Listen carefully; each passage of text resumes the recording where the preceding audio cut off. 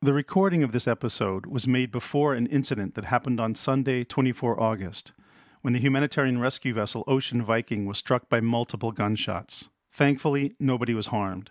However, this serious event has jeopardized the safety and well-being of both our crew and the rescued people on board. Today, humanitarian workers operate in increasingly perilous environments, often putting their own lives at risk to save others. Their mission must be respected and protected at all times. Due to the damage sustained by the ship during the incident, the Ocean Viking will be unable to operate for an undetermined period of time while repairs are carried out. Unfortunately, this will increase the risks for people attempting to cross the Mediterranean Sea in the coming weeks. And now, we bring you Episode 1, Season 5 of Red Vest Podcast. So I need you to help me. Just wear your life jacket. Come on board one by one. I cannot look at the sea in the same way anymore. Sea represents for many something connected to holidays, to relaxing moments, to calm. I can't avoid thinking how many lives have been lost in those waters. For me, what is really impressive is being able to witness so much resilience from people. I'm really amazed on how, as human, we can be so resilient, and being able to be at that precise moment of rescuing a life is really something special that you're not the same after. Welcome to Red Vest, a podcast of the International Federation of Red Cross and Red Crescent Societies. In this episode, we take you on a very unusual journey. It's a humanitarian mission into the heart of the Mediterranean Sea. We go aboard the Ocean Viking, a ship that patrols international waters to rescue migrants stranded at sea, people who tried to cross the Mediterranean to seek safety and a better life, but who ended up stranded, lost, or shipwrecked. The sounds you're listening to now are from a recent rescue. Teams from the Ocean Viking are piloting small motorboats lowered from the main ship to approach a rubber dinghy crammed with people. Just last year, more than 2,400 people died trying to cross the Mediterranean. Today, we speak with two women who are dedicated to preventing such deaths at sea. We'll talk with Sarah Mancinelli, the person who manages the IFRC's operations on the Ocean Viking, and we'll speak with Camille Coletta, who is part of an IFRC team that provides critical care and other support to people who have spent days lost at sea without fuel, water, or food. We'll start our journey with Camille, who will also give us a sort of guided tour of the ship as we go along. Camille, thanks so much for joining us today on the Red Vest podcast. I'm really happy to be with you this morning and explaining a bit more about what we do here. Now, we're recording this interview right now. You are on board the Ocean Viking. Can you tell me a little bit about where you are and what's happening today, right now? So we're southeast Malta right now. I mean, we are in the area of operation because we could encounter a boat in distress at any moment. So that's why maybe at one point, if I hear ready for rescue on the radio, I will have to stop this interview, but I hope it will not happen in the next hour. Okay, well, fingers crossed. So at this point, how far are you into the journey? So we embarked last week. I embarked on board the Ocean Viking, and we really start first of all to prepare the crew, and we have a lot of training about how to live in a boat, but also about all the kind of different rescue that could happen. And we prepare for a lot of different scenarios because every rescue is different because of the kind of boat, because of the number of people on board, and we really try to prepare as one crew. So we have different teams in the crew. We have a rescue team that really focus on the rescues, but we also have a medical team that take care of the people and give access to healthcare. And then we have my team as a protection team with a protection delegate and a cultural facilitator who really focus on the protection activities. What do you mean exactly by protection activities? What does the word protection mean in the context of an ocean rescue vessel? So for me, protection is really a core value of our Red Cross and Red Crescent movement. The first thing that comes into my mind when I think about protection is the do no harm principles. So we do no harm. And on board the Ocean Viking, protection really means ensuring that the people we rescue, the survivors, are treated with dignity, and that their rights are really like respected from the moment they are rescued and they arrive on board the Ocean Viking. We also provide like accurate information about what will happen next, and giving like access to information is really something important for them and for what's coming next. So where are you now on the ship? Can you tell us a bit more about exactly where you are and what usually happens there? Right now, I'm in the midwife room. So it's where, I mean, sometimes women hear the heartbeat of the baby for the first time because most of the time they don't have access to healthcare at all where we were, and so it's a really like special place. And then just next to the midwife room, you have the observation room.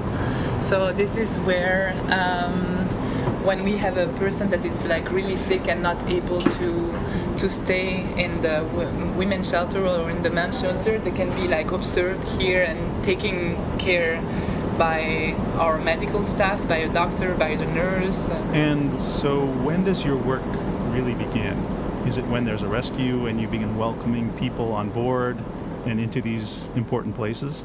The work also starts before because we participate on the lookout. We go on top next to the bridge and we take like, I forgot the name in English, but the... Binoculars? Yeah, binoculars, and we look for any kind of a boat in distress, because we could like receive an alarm phone or some news from airplanes that say like there is a boat in distress there, but the protection team and the medical team too is really like looking for boat in distress, and this is really like a moment where we concentrate and we focus on finding people that might need our help. So job starts like even before rescue. Then when we have a ready for rescue call, we are all like getting prepared. We all have our different stations and we wait for the rescue team to go on board the RIPS, so the fast boats that are going to meet like the boat in distress, to evacuate people and the survivors. And once they arrive on board, this is also when our job like really starts, I can say, and we start like by welcoming them.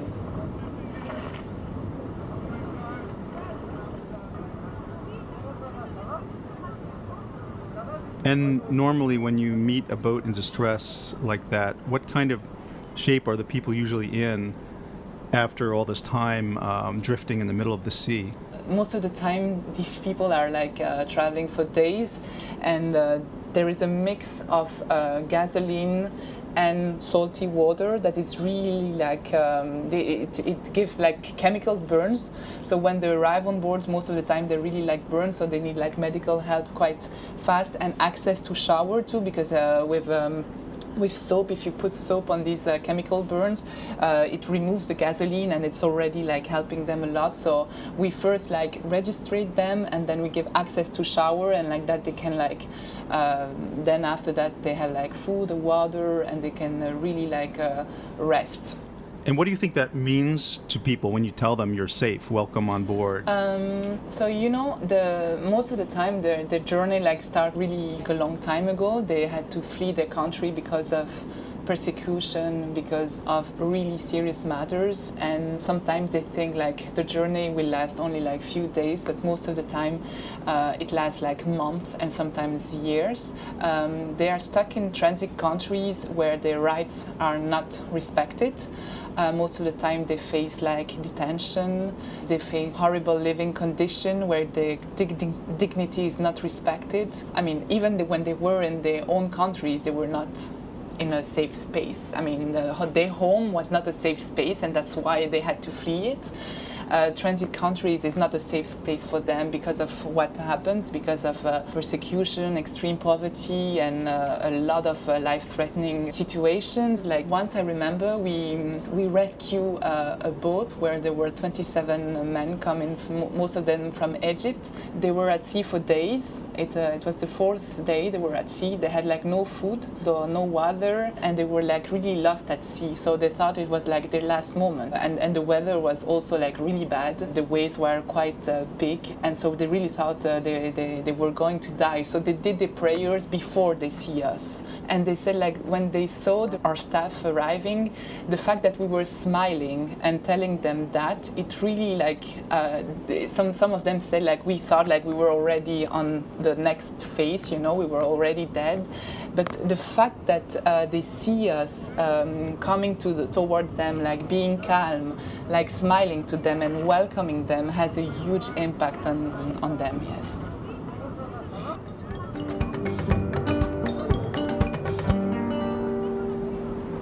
And then when you go out of the clinic, just in front of it, you have the women shelter.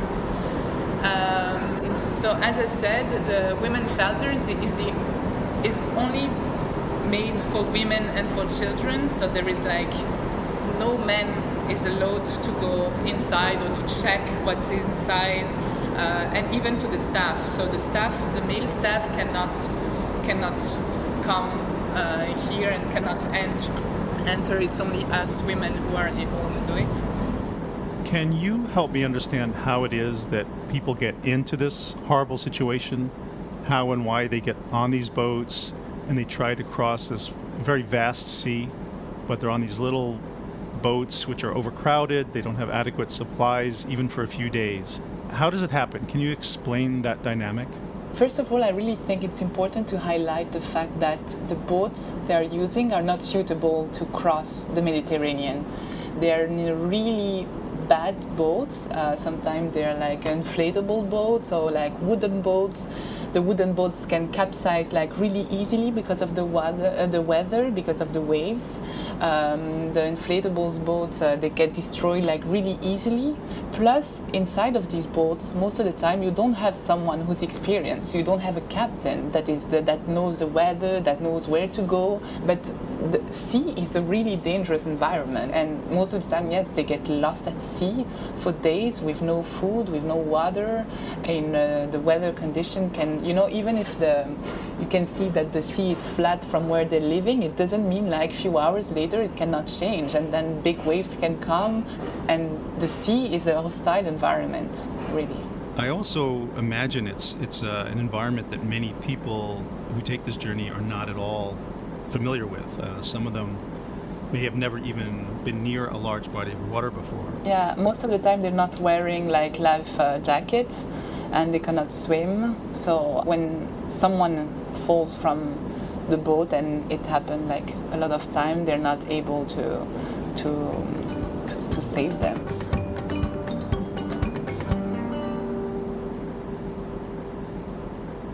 And now I am on the main deck, so you hear, I guess, a lot of voices and a lot of sounds because we always are doing some reparation.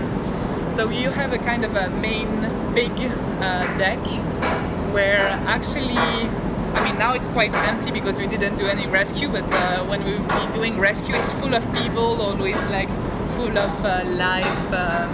We can do like games, we can do a barber shop with men, we do the food distribution, some gym sessions sometimes also like Italian lessons to teach them how to say hello, how to say how are you, and everything.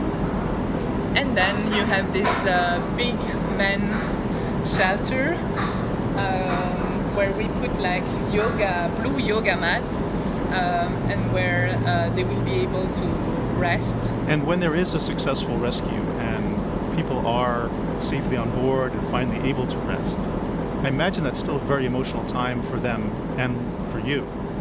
Can you tell me what have been some of the more difficult experiences that you've had in your work helping people aboard the Ocean Viking? There are a lot of them, unfortunately. What I think about, for example, is always after a rescue, that was quite difficult one. The weather was really bad. We did it at night. We were like all very extremely tired, and the survivors too, especially because they spent 5 days at sea and they had almost no food at the end. Most of them were after recovering a bit and being able to rest, to take a shower, to eat and everything, most of them were really happy. But I could see these women. So she was on board with her husband and 2 of their children. But I could see she was always looking at the sea in a very she was very sad. I could really feel it, even if we were not able to communicate because she was speaking Arabic and I'm not. And then I asked also the cultural facilitator to come and to translate a bit and to find out what was going on, why she was so sad. And actually I learned that she had to leave 2 of her children in the transit country where she was, in Libya. And even if she was really happy to be alive, and for her to be alive with her husband and her 2 children, she knew that she had to leave 2 of them in Libya in extreme living condition, not being able to be with them, to support them, not having maybe news for the few next days or weeks, not knowing where they were exactly. This is perhaps a difficult question, but are there also times when you feel like we failed, you were not able to save a boat in distress? I mean, there are a lot of other rescue where, we have some information that we are looking for a boat, and sometimes we're looking for a boat for hours, sometimes for days. And I remember in my last mission, we were looking for one boat for 24 hours. So during the lookout with binoculars, the bridge was in contact with some planes that were looking for the boat, and we even stayed the whole night one by one just around the boat to see if we could hear something, because we were supposed to be next to this boat in distress and we could not find it. And not finding boats and never really know what's happening. I mean, did it was intercepted by the Coast Guard and went back to Libya, or did it not make it and everybody died in the water? Sometimes not knowing is something that you encounter a lot on this mission, and that for me it's really difficult, because you never know what happened and you will never know it. In the intro to this episode, we said that about 2,400 people are known to have died crossing the Mediterranean Sea last year. But the fact is, we don't know exactly how many people die each year trying to cross the Mediterranean. That's because many boats are lost or simply disappear at sea without a trace. Here are a few things we do know. Since 2016, the Ocean Viking has rescued more than 42,000 people from the Mediterranean. This year so far, the Ocean Viking has rescued just less than 1,000 people. But the crews aboard the Ocean Viking do much more than pull people from the sea. I wanted to learn more about what happens after the migrants are rescued. What are their needs and how does the IFRC help? So I spoke to Sarah Mancinelli, who manages what the IFRC refers to as a humanitarian service point aboard the vessel. It's one of many such places where the IFRC and its member national societies bring critical life-saving services to people who are in very vulnerable situations along their migration route. Thank you, Sarah, for joining the Red Vest podcast. Can you help me to understand more fully what the people you rescue have been through and what their needs are at the point that you first meet them? So the most urgent need of people once on board is to eat and rehydrate, since usually they haven't had access to food and water for prolonged periods. And then the people need to be reassured that they are safe. That's why one of the first things that we tell them is that we are not going to bring them back to Libya. Most of the time people present injuries and burns, which are promptly treated by the medical team, and the violences they have been usually victim of have an impact not only on the physical but also on the mental well-being. That's why once they got the chance to rest and to recover, the psychological first aid plays a crucial role to address the most urgent psychological needs. The majority of people we rescue have been through serious forms of violence in their countries of origin or transit, as Libya and Tunisia, and they present often signs of torture, physical and sexual violence. That's why I was referring to the fact that these things that they don't only have impact on their physical well-being, but also on the psychological one. So it happens that on board we had people who were so traumatized by their own experience and also, of course, by the dangerous journey that they faced to cross the sea, that they are not even able to talk, to express themselves. Sometimes we had people just spending time crying on board, and it's difficult because the time that we spend with them on board of the ship, it's not enough to being able to create that space that it's needed to let them open their personal feelings. Can you give an example, a specific case, so that we can really understand the kind of trauma you're referring to, what people have been through? Well, it's difficult to do it. I cannot identify a single experience because there is so much happening there. What I can tell you is that it is devastating when we are not able to reach on time a boat in distress, either because of shipwrecks, and so in these cases you just find the boat or pieces of the boat or dead bodies, or because they are intercepted by Libyans and they are brought back. Then, of course, there are specific tragic events, as in March last year when we rescued a boat with 25 people on board, and we got to know from them that there were approximately 60 more people on board, including women and at least a child, who perished between the departure and the moment we found the boat. And they died slowly of hunger and thirst. They died one after the other, one in front of the other, and there were no dead bodies on the boat because they had become a burden to be thrown into the sea. So these are things that you don't easily forget. How do you deal with that? Sure, this is not the only experience like this that you've had, and how has that experience affected you, and has it changed you at all? I think that there are two ways in which my perspective changed. The first one is that I cannot look at the sea in the same way anymore. Sea represents for many something connected to holidays, to relaxing moments, to calm.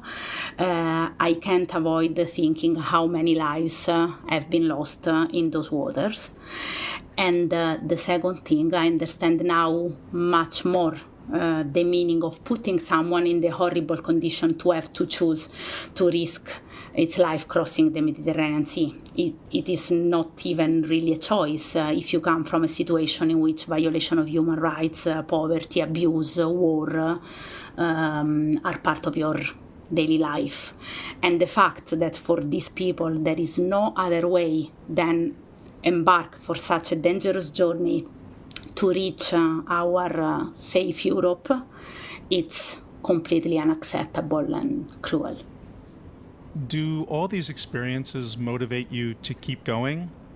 Or do you sometimes feel like, this is too much, I can't keep doing this? How does it affect you personally? I will be honest, there have been moments in which I said to myself that maybe it was the moment to stop it, because to be constantly exposed to this kind of situation, it's something not easy to deal with, but at the same time, I have to admit that those are only moments. Then, personally, my motivation never went away. Is still strong, and I think that it's so crucial, so essential that search and rescue assets keep being at sea to save lives, and the feeling that we on board have when we are able, we manage to reach the boat in distress and to bring people to safety. I think that it's something very rewarding, and that helps you to rebuild the strength when there are some moments in which you might feel a bit weak. I can also imagine there are many joyful moments as well that can maybe balance out some of these really difficult times. Absolutely. Well, in my experience, two are the moments that I feel as the most joyful. The first one is when we are able to perform the rescue, bringing all the survivors to safety on board of the Ocean Viking. And the second one is when they disembark, even if I know that it's not the end of the challenges for them, as they will have to face many other complicated steps and procedures. But, for example, I cannot forget a man from Sudan we rescued some months ago. He had been through a very dramatic personal history, but before the disembarkation, he told me how happy and lucky he was feeling because he was alive and finally in Europe, while many of his friends didn't make it. So you see, in this context, joy always comes with a bit of bitterness.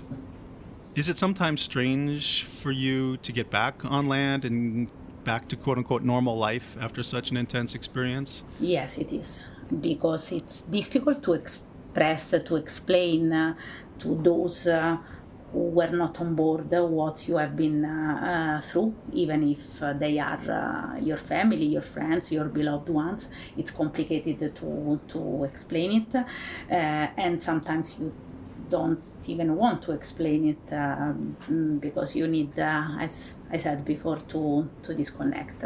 And then there is this feeling of how lucky we are to live in the lucky part of the world, and to have the life that we have, while other people, many other people, are fighting for their lives.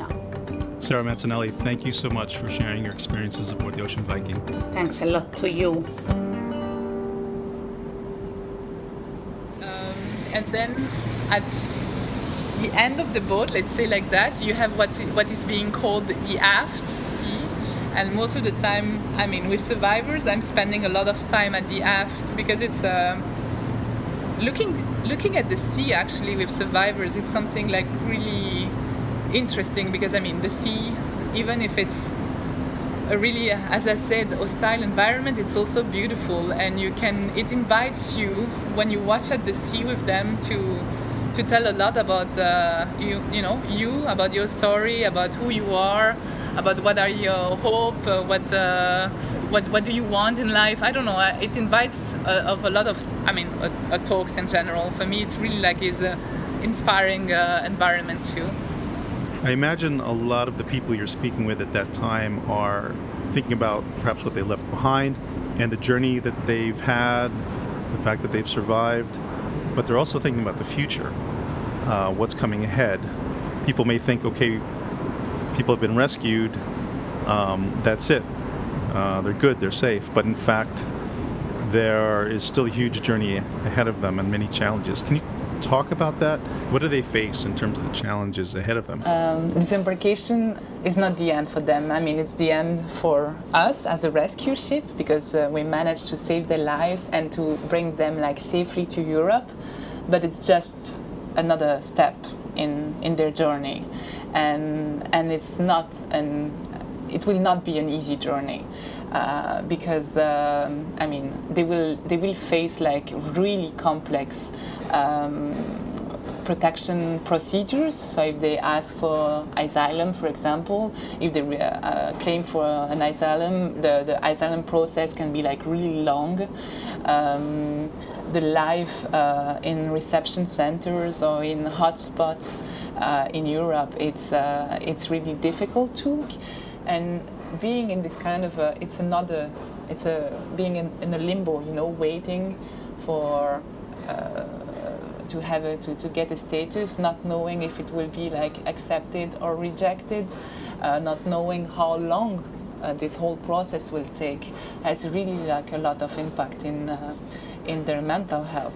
Has this experience of being on the Ocean Viking, has it changed you?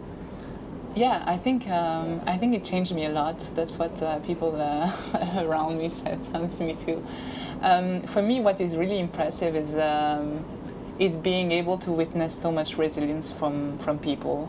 I'm really amazed on how, as human, we can be like so resilient, and seeing what they flee in their own countries, what they flee from the transit countries where they were located, the journey they had to face, the really long and perilous journey, and seeing them like, sometimes like dancing, laughing, watching the sea together, playing a game, and being able to connect, and sometimes without like even being able to speak the same language, is really something impressive, and that amazed me all the time.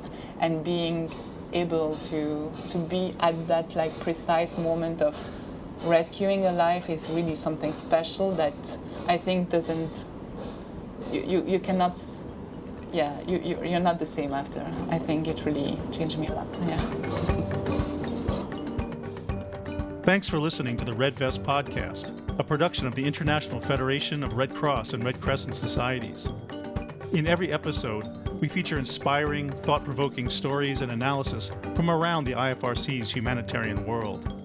Let us know what you think. Send us a message to redvest@ifrc.org. And please click the subscribe button on your streaming platform to make sure you hear every episode of Red Vest.